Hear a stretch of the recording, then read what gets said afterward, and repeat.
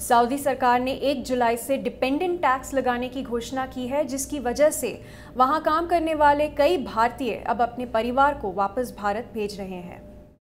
1 जुलाई से सऊदी अरब में रहने वाले विदेशियों को एक नया टैक्स देना पड़ेगा। सऊदी अरब ने 1 जुलाई से वहां डिपेंडेंट टैक्स लगाने की घोषणा की है। अब वहां काम करने वाले विदेशियों को एक डिपेंडेंट के लिए 100 रियाल यानी करीब 1700 रुपए हर महीने देने होंगे और तो और साल भर का टैक्स एक साथ एडवांस में जमा कराना होगा। इतना ही नहीं, ये टैक्स हर साल 100 रियाल के हिसाब से बढ़ता जाएगा। इस टैक्स के लागू होने के बाद वहां रह रहे तकरीबन 41 लाख भारतीयों पर इसका सीधा असर पड़ेगा।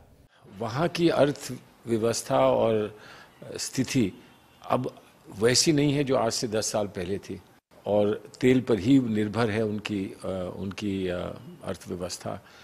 अब वो ये चर्चा कर रहे हैं कि तेल से हटकर और कैसे कैसे वो दूसरे क्षेत्रों से इनकम पा सकते हैं, लेकिन उसमें अभी समय लगेगा।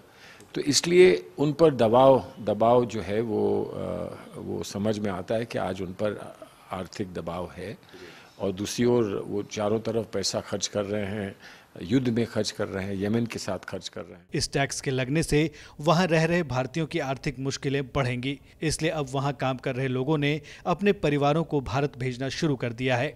आपको बता दें कि सऊदी अरब में अभी उन्हीं लोगों को परिवार का वीज़ा मिलता है जो महीने में कम से कम 5000 रियाल यानी करीब 86,000 रुपए कमाते हैं। अनमोल कुमार दीपक, गो न्यूज़।